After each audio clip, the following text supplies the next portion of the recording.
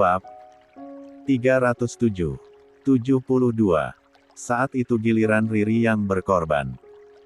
Dia menerima amanat Nuri untuk menikah dengan Ricky.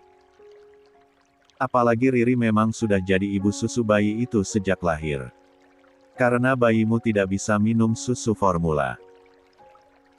Selain karena alergi, juga karena berat badannya sangat rendah. Dan setahuku, Ricky dan Riri merawat bayimu dengan sangat baik dan penuh kasih sayang. Hingga akhirnya bayimu tumbuh dengan normal dan menggemaskan. Ricky dan Riri berhasil menjadi orang tua yang baik untuk anakmu.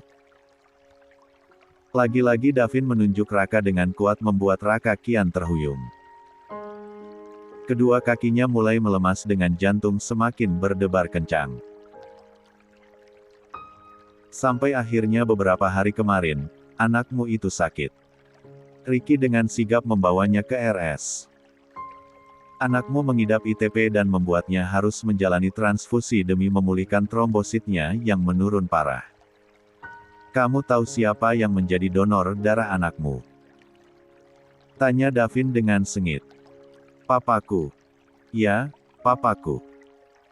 Dia satu-satunya orang di keluargaku yang memiliki golongan darah B. Sama seperti anakmu. Bukan Ricky ataupun Riri karena mereka bukanlah orang tua kandung bayi itu, lanjut Davin penuh penekanan. Kalau kamu tak percaya, kamu bisa periksa semua rekam medis mulai dari Nuri dinyatakan hamil, menjalani pemeriksaan selama kehamilan, ataupun saat melahirkan. Karena semua proses ini dilakukan di sini, di rumah sakit ini. Davin menunjuk lantai tempatnya berdiri saat ini. Matanya masih saja menatap Raka dengan geram. Sementara Raka kian lemas. Ia bahkan sudah tak sanggup untuk berdiri. Kedua kakinya ambruk di lantai. Apalagi saat mendengar jika bayi itu memiliki golongan darah yang sama dengan dirinya. Dan hari ini, Disa, Ricky dan seluruh keluargaku sangat berbahagia saat dokter menyatakan jika bayi itu sudah sembuh total. Seseorang yang tak lain adalah ayah kandungnya sendiri justru membuat bayi itu dalam bahaya. Justru ayah kandung Naufan sendiri yang membuat Ni Empat Wanya terancam. Apalagi kondisi Naufan masih lemah. Dia baru selesai menjalani perawatan di usianya yang masih sangat kecil. Gak habis pikir. Di mana hati nuranimu? Bahkan jika dia bukan anak kandungmu sekalipun, kamu gak berhak melampiaskan dendammu pada bayi sekecil itu. Davin geleng-geleng kepala dengan tawa getir. Sungguh miris dengan kelakuan Raka yang diambang batas. Dan apa kamu tahu, sekarang Ricky sedang pontang-panting mencari anakmu itu. Dia sangat menyayangi anak itu melebihi ayah kandungnya sendiri. Suara Davin kian meninggi. Ia tak bisa lagi menahan amarahnya. Sebagai seorang ayah, Davin tahu persis bagaimana perasaan Ricky kini. Karena bagi seorang ayah, anak adalah segalanya. Harta yang paling berharga di dunia ini melebihi apapun. Vin, sudah cukup, Vin. Hentikan. Sekarang aku percaya semuanya. Raka mulai terisak. Kakinya merangkak mendekati Davin dan memeluk kaki lelaki yang sempat menjadi saudara tirinya itu. Tolong anakku. Aku mohon selamatkan anakku. Pinta Raka dengan mata memerah. Kepalanya menengadah menatap Davin yang jakunnya naik turun menahan emosi. Kamu sendiri yang bisa menyelamatkannya. Karena hanya kamu yang tahu kemana Naufan dibawa pergi. Timpal Davin tegas. Aku akan mengatakan semuanya, tapi berjanjilah untuk selamatkan anakku. Balas Raka penuh permohonan. 73. Davin mengangguk cepat. Baiklah. Ayo bangun. Ia membantu Raka berdiri kemudian mendudukkannya di tepian ranjang. Sekarang cepat katakan. Sebelum semuanya terlambat, lanjut Davin sembari menenangkan dirinya sendiri. Raka yang masih terisak dengan perasaan tak karuan akhirnya membuka suara. Dimulai dari pertemuannya yang tanpa sengaja dengan Mita hingga tawaran kerjasama dari wanita itu. Semuanya sangat singkat. Terjadi begitu saja. Aku bahkan tak pernah mengira semua ini akan terjadi. Hingga tadi, wanita itu benar-benar datang lagi menemuiku dan mengatakan kerjasama yang dimaksud, ungkap Raka. Mita. Jadi dalang semua ini adalah Mita. Timpal Davin dengan tangan mengepal. Ia tak menyangka jika babysitter yang bekerja di rumah Ricky bisa nekat melakukan kejahatan. Raka mengangguk membenarkan. Aku merekomendasikan seorang S. Dikat Jefal beli B4Y mata Mita. Bahkan tadi, komplotan Selendikat itu yang menjemput Mita dari RS ini. Dan biasanya, B4Y itu akan dibawa ke luar negeri, beber Raka dengan perasaan takut yang memenuhi hatinya. Takut jika anaknya benar-benar tak ditemukan lagi. Sekarang katakan semua tentang S. Dikat itu. Alamat mereka.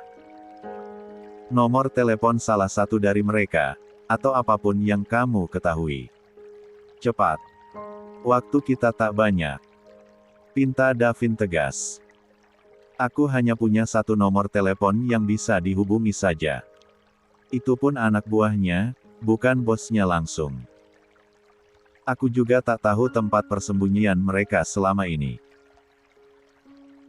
Karena kerja mereka sangat tertutup dan rapi, timpal Raka. Ada rasa putus asa dalam penuturannya. Gak apa. Yang penting kita punya gambaran kemana Naufan akan dibawa. Balas Davin cepat. Raka mengangguk cepat. Dia pun memberikan salah satu kontak yang tadi dihubunginya untuk menjemput. Mita. Telepon cepat. Titah Davin. Raka mengangguk lesu. Pikirannya masih sangat kacau. Ia bahkan belum percaya dengan apa yang sedang menimpanya kini. Dengan tangan gemetar, Raka menelepon ke nomor tersebut. Sayangnya nomor yang dihubungi Raka tak aktif. Gak aktif, kata Raka dengan lemas. Perasaannya sungguh tak karuan. Andai sesuatu terjadi pada anaknya, ia pasti akan sangat menyesal seumur hidupnya. Bagaimana ini? Kata Davin. Aku akan menemui Riri. Dia pasti punya nomor telepon Mita. Lanjutnya sembari beranjak dari duduknya. Vin. Tangan Raka menahan lengan Davin. Tolong cari anakku sampai ketemu. Tolong selamatkan dia. Aku janji setelah ini tak akan pernah mengganggumu dan keluargamu lagi. Aku mohon. Lanjut Raka mengiba. Aku pasti akan berusaha, bukan untukmu, tapi untuk Ricky yang sangat menyayangi anakmu. Aku hanya berpesan, berubahlah. Hiduplah dengan lebih baik. Demi masa depanmu. Berhentilah berbuat jahat dan kezaliman. Karena bukan hanya merugikan dirimu sendiri tapi orang-orang di sekitarmu. Bahkan gak menutup 74. Kemungkinan, anak keturunanmu akan mendapatkan dampak dari perbuatan jahatmu kelak, timpal Davin begitu bijak. Tak ada raut kebencian dalam sorot mata Davin. Karena yang selama ini dibencinya dari Raka hanya perbuatannya, bukan orangnya. Apalagi saat ini Davin melihat kesedihan di mata Raka. Dan baru kali ini pula, Davin melihat Raka merendahkan harga dirinya sendiri di hadapan dirinya. Raka yang biasanya angkuh dan sombong, kini terlihat sangat tidak berdaya. 75. Raka hanya bisa tertunduk lemas kala Davin langsung pergi setelah memberinya sedikit wejangan. Hari ini, dia mendapatkan kabar baik dan kabar buruk sekaligus. Kabar baiknya, Raka tak pernah menyangka jika dirinya kini sudah menjadi seorang ayah. Dan kabar buruknya, justru dia sendirilah yang sudah membahayakan nyawa anaknya sendiri. Anak. Aku punya seorang anak. Gumam Raka dengan air mata kembali memenuhi kelopaknya. Apakah anak itu mirip denganku? Atau mirip ibunya? Ark, aku bahkan belum pernah melihat bagaimana wajah anakku sendiri. Raka melanjutkan gumamamnya. Selama ini, Raka tak lagi memiliki semangat untuk menjalani hidup. Dia hanya pasrah menerima hari-harinya yang harus dihabiskan dari penjara. Tak ada yang menembesuk, apalagi memperhatikan dirinya. Raka merasa, bahkan jika ia harus menghabiskan hidupnya di penjara, tak masalah baginya. Karena keluar dari penjara pun dia bingung akan pulang kemana. Dia juga tak memiliki bakat pekerjaan yang kasar. Sementara pekerjaan bagus tak mungkin dia dapatkan dengan riwayat seorang narapidana. Tapi kini, setelah mengetahui jika dia memiliki anak, semangat hidup itu kembali lagi. Ada kebahagiaan dan kebanggaan dalam dirinya dengan status barunya sebagai seorang ayah. Meski ia sadar, ia sama sekali tak pantas menyandang gelar itu setelah apa yang dilakukannya. Maafkan aku anakku. Maafkan ayahmu ini. Aku menghadirkan dirimu ke dunia ini dengan jalan kejahatan. Tapi dirimu sungguh beruntung karena dikelilingi orang-orang baik yang menyayangi dan merawatmu dengan kasih sayang. Tapi kini, ayahmu ini justru membuatmu berada dalam bahaya. Tolong maafkan aku, anakku. Raka merintih lirih. Dia membayangkan bagaimana wajah mungil yang diam-diam diperhatikannya kemarin. Bayi kecil yang sedang berada dalam gendongan Ayu. Bayi kecil yang membuat keluarga yang selama ini dia benci tertawa riang penuh kegembiraan. Mereka bahkan sangat menyayangimu padahal mereka tahu jika kamu adalah anakku, darah dagingku. Padahal selama ini aku sudah banyak mendatangkan kekecewaan pada mereka. Selama ini ayahmu sangat jahat pada mereka. Betapa malunya ayahmu ini karena semua kejahatan itu dibalas dengan kebaikan yang tak ternilai harganya. Air mata Raka kembali mengalir mengingat banyaknya kejahatan yang dia lakukan pada keluarga Adiputra. Padahal selama ini, keluarga itu sangat baik padanya. Hanya saja, dirinya lah yang selalu berbuat ulah. Sementara mereka hanya merespon atas kejahatan itu. Padahal, andaikan sejak awal dia bisa menempatkan diri, sudah dipastikan keluarga itu akan menerima dirinya. Hanya saja dia terlalu terobsesi dengan kekuasaan. Ditambah dengan hasutan sang ibu dulu. Untuk pertama kalinya, Raka kini mengangkat kedua tangannya.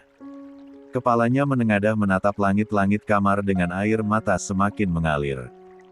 Ya Tuhan, aku mohon maafkan aku. Ampuni aku. Selamatkan anakku. Jaga dia, lindungi dia. Izinkan aku untuk bertemu dengannya sekali saja. Izinkan aku untuk memeluknya sekali saja. Aku mohon, lirih Raka dalam. 76. Doanya. Keadaannya yang masih berstatus tahanan, membuat dia tak memiliki kebebasan dalam beraktivitas. Padahal besar keinginannya untuk bisa ikut mencari langsung anaknya itu. Yang bisa dilakukannya kini hanya pasrah. Menyerahkan semua urusan pada Davin juga Ricky. Orang-orang yang selama ini Raka musuhi tapi kini sedang jadi pahlawan untuk anaknya sendiri. Sementara Davin langsung kembali ke ruangan di mana Riri dan Ayu menunggu. Bagaimana, Mas? Ayu langsung menghampiri. Ia sangat cemas karena Davin pergi lumayan lama. Ri, punya nomor telepon Mita? Bukannya menjawab sang istri, Davin justru langsung bertanya pada Riri. Mita. Ada. Tapi buat apa? Timpal Riri. Telepon dia sekarang. Dia adalah dalang utama semua ini. Balas Davin. Astagfirullah, Mbak Mita. Riri sampai terperangah mendengarnya. Tak menyangka sama sekali. Dengan tangan gemetar, Riri mengeluarkan ponselnya lalu menghubungi nomor Mita. Sayangnya, hanya suara operator yang terdengar. Gak aktif, kata Riri lemas. Dia pasti sudah menggantinya. Timpal Davin kesal. Begini saja. Sekarang kita pulang saja, ya. Karena urusan kita di RS ini juga sudah selesai. Nanti, biar aku dan Ricky yang ngurusin masalah ini. Kamu istirahat saja, lanjut Davin pada Riri. Lia, Ri. Kamu terlihat tak baik-baik saja. Wajahmu pucat, kata Ayu. Riri mengangguk lemah. Meski dia begitu cemas menunggu kabar tentang Naufan, tapi dia juga harus memikirkan anak-anaknya yang lain, apalagi Syifa. Sudah sejak kemarin anak perempuannya itu ditinggalkan. Ya sudah, ayo. Barang-barangmu biar aku yang bawa. Kata Davin. Dia lalu menjinjing satu tas besar berisi barang-barang Ricky dan Riri. Juga satu tas lagi berisi barang-barang Naufan termasuk pompa ASI.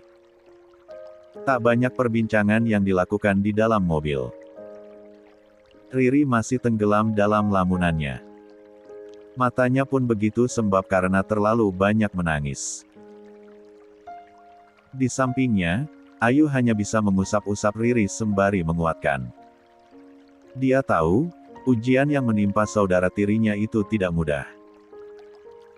Davin yang sedang menyetir, menepikan mobilnya sebentar saat ponselnya berbunyi. Dia menatap layar kemudian mengusapnya. Gimana, Rick? Tanya Davin. Aku masih di kantor polisi, melakukan laporan. Sepertinya aku gak langsung pulang. Mau ke bengkel dulu. Siapa tahu karyawanku ada yang bisa melacak keberadaan mobil yang sempat terekam CCTV tadi, timpal Ricky. Baiklah. Tapi kalau sudah beres, pulanglah dulu. Ada yang ingin aku katakan. Penting. Balas Davin. 77. Oke. Ricky menyahut singkat. Riri bagaimana? Apa dia baik-baik saja? Dia aman. Ini lagi di jalan mau pulang, timpal Davin. Syukurlah. Terima kasih, bos. Balas Ricky. Sama-sama. Semoga Naufan cepat ditemukan. Timpal Davin. Panggilan itu pun berakhir. Davin kembali melajukan mobilnya menuju rumah yang jaraknya sudah tak jauh lagi. Riri pun langsung dibawa ke kediaman Pak Damar. Karena Bu Rati pun menunggunya di sana. Apalagi di rumah Ricky kini tak ada siapa-siapa. Sementara kondisi Riri membutuhkan dukungan dan hiburan dari banyak orang. Tante Riri. Naufal langsung berlari melihat kedatangan Riri. Dia sudah sangat merindukan pengganti ibunya itu. Bukan hanya Naufal, Syifa pun langsung merangkak dengan antusias mendekati ibunya. Mama. Anak itu berceloteh dengan tawa ceria yang sesekali diselingi teriakan kecil saking bahagianya. Di tengah-tengah kesedihannya, Riri sempat tersenyum pada anak-anaknya. Dia mencium kening Naufal sebentar lalu berpindah pada Syifa dan menggendongnya penuh kerinduan. Anak mama. Kangen ya, nak? Mama juga kangen banget, desis Riri sembari kembali mencifmi pipi gembil Syifa. Tante Riri, adek Naufan mana? Ayah mana? Katanya adek bayi mau pulang hari ini. Mata bulat Naufal menatap ke arah luar, berharap ayah dan adiknya akan segera muncul. Sabar ya, nak. Adek bayinya belum dibolehkan pulang oleh Om Dokter. Doakan saja semoga adik bayi segera pulang dan sehat, desis Riri dengan tenggorokan tercekat. Sebisa mungkin ia menahan air matanya. Ia tak ingin Naufal tahu kalau adiknya hilang. "Vin, ada apa?" tanya Pak Damar. Pihak keluarga yang lain memang belum diberitahu apa-apa. Davin jelaskan, "Tapi tidak di sini," timpal Davin. Ia berjalan menuju ruangan yang cukup jauh dari keberadaan Naufal. Pak Damar dan juga Pak Ardi mengikuti. Pun Bu Ratih yang penasaran, akhirnya mengikuti dari belakang. Kemudian menyusul Umi Aminah yang juga ingin mengetahui apa yang sebenarnya terjadi. Hingga mereka semua kini berkumpul di ruang belakang. Menunggu Davin untuk bersuara. "Naufal hilang," katanya pelan. "Apa?" Semua yang ada di sana kompak menyahut dengan terkejut. Davin mengangguk, kemudian menceritakan semuanya. Sementara yang lain terdiam sembari menyimak. Raka lagi. Gak ada kapoknya anak itu. Timpal Pak Damar begitu geram. 78. Cucuku ya Allah, cucuku hilang. Bu Ratih mulai menangis pelan. Meski bukan cucu kandungnya, tapi Bu Ratih tahu persis kalau Riri sangat menyayangi Naufan. "Sabar, Bu. Riki sedang ikhtiar mencari keberadaan Naufan. Doakan ya semoga dimudahkan." Umi Aminah bertutur lembut. Ia mengusap-usap punggung Bu Ratih yang masih terisak. Sementara Pak Ardi kembali dirundung rasa bersalah yang kian menggunung tinggi. Lagi dan lagi, mantan anak tirinya itu berulah. Membuat ia kembali menyalahkan dirinya sendiri. "Semua ini salahku. Aku yang membawa Raka ke kehidupan keluarga ini. Aku yang menyebabkan semua kekacauan ini," gumam Pak Ardi dalam hatinya. "Apa yang bisa kita lakukan, Vin, untuk menolong Riki?" tanya Pak Ardi pada Davin. Ia ingin menebus rasa bersalahnya. "Untuk sementara ini kita tunggu kabar dari Riki. Dia juga katanya akan meminta karyawannya untuk melacak keberadaan mobil yang sempat terekam CCTV," timpal Davin. Pak Ardi mengangguk. Semoga diberi jalan dan semuanya dimudahkan. Semua yang ada di sana pun kompak mengaminkan. Azan maghrib tiba. Pak Damar meminta semua anggota keluarga itu untuk berkumpul di musola rumah. Mendirikan salat maghrib berjamaah dan meneruskannya dengan doa bersama. Rumah yang biasanya riuh ramai dengan suara tawa, kini teramat hening. Semuanya larut dalam kesedihan dan kecemasan. Hanya suara celotehan Siva dan Syafia yang sesekali memecah keheningan. Bahkan saat makan malam pun, semuanya nampak tak berselera. "Makanlah, paksakan. Karena kita harus tetap sehat agar bisa membantu Riki menghadapi semua ini," tutur Pak Damar. "Apalagi kamu Ri. Kalian masih menyusui. Nutrisi kalian harus tetap tercukupi," lanjut Pak Damar. Ayu dan Riri mengangguk. Mereka semua mulai mengisi piringnya masing-masing. Menikmati makan malam yang terasa hambar dan penuh kecemasan. "Tidurlah, Ri. Kamu harus istirahat," kata Ayu saat jam dinding sudah menunjuk ke angka 9. "Benar, Ri. Jangan sampai kamu sakit." Bu Ratib ikut bersuara. "Nanti saja, Bu, aku nunggu Mas Riki," balas Riri. Selain mencemaskan Naufan, Riri juga mencemaskan suaminya. Bukan hanya Riri yang menunggu kepulangan Riki, tapi Davin dan Pak Damar pun sama. Lelaki sepuh itu bahkan belum memasuki kamarnya dan masih berkumpul di ruangan depan dengan Davin juga Pak Ardi. Begitu mendengar suara mobil yang memasuki halaman, Davin buru-buru bangkit dan berjalan menuju teras. Ia sempat mengembuskan napas lega saat melihat kepulangan Ricky. Akhirnya pulang juga. Aku sama kakek sangat cemas, kata Davin. Ricky tersenyum tipis lalu berjalan lunglai memasuki rumah. 79. Bagaimana, Rick? Tanya Pak Damar begitu Ricky masuk. Ricky hanya menggeleng lemah. Riri yang mendengar kepulangan suaminya langsung berlari menuju ruangan depan. Mas, sapanya resah. Aku gak apa-apa. Jangan khawatir, kata Ricky untuk menenangkan sang istri. No fun, lanjut Riri. Polisi sedang mencarinya. Aku juga sudah meminta bantuan pada semua pemilik bengkel mobil untuk memberi kabar jika menemukan mobil yang terekam CCTV. Aku juga sudah menugaskan beberapa anak buahku untuk berjaga di beberapa SPBU, timpal Ricky. Semoga membuahkan hasil, timpal Pak Damar. Rick, ada yang harus kamu tahu. Ternyata dalang dari semua ini adalah Mita. Dia yang melakukannya. Wanita bercadar itu adalah Mita, ungkap Davin. Mita. Ricky mengepal kuat. Ternyata wanita itu lebih jahat dari dugaanku, lanjut Ricky dengan tatapan nyalang. Dari mana bos tahu? Tanya Ricky penasaran. Dari Raka. Maaf aku mengatakan yang sebenarnya pada dia.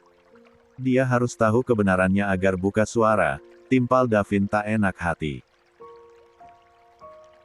Gak apa. Aku paham itu. Tapi satu yang pasti, andai aku menemukan kembali Novan, aku gak akan pernah menyerahkan dia pada Raka. Apalagi Raka jelas-jelas terlibat dalam hilangnya Novan, timpal Ricky tegas. Ya, pertahankan anakmu. Dia anak Nuri. Dia adiknya Naufal. Davin menepuk pundak Ricky memberi dukungan. Malam ini, Ricky memutuskan untuk menginap di rumah Pak Damar. Ia khawatir tiba-tiba mendapat panggilan dan harus pergi larut malam. Di sana dia merasa lebih aman meninggalkan anak istrinya. Benar saja. Menjelang dini hari, Ricky mendapat telepon dari salah satu anak buahnya. Ricky yang tak bisa tertidur, buru-buru keluar kamar lalu mengangkat telepon tersebut. Dia tak ingin mengganggu Riri dan Siva yang sudah tidur. Halo, ada kabar apa? Tanya Ricky dengan jantung berdebar.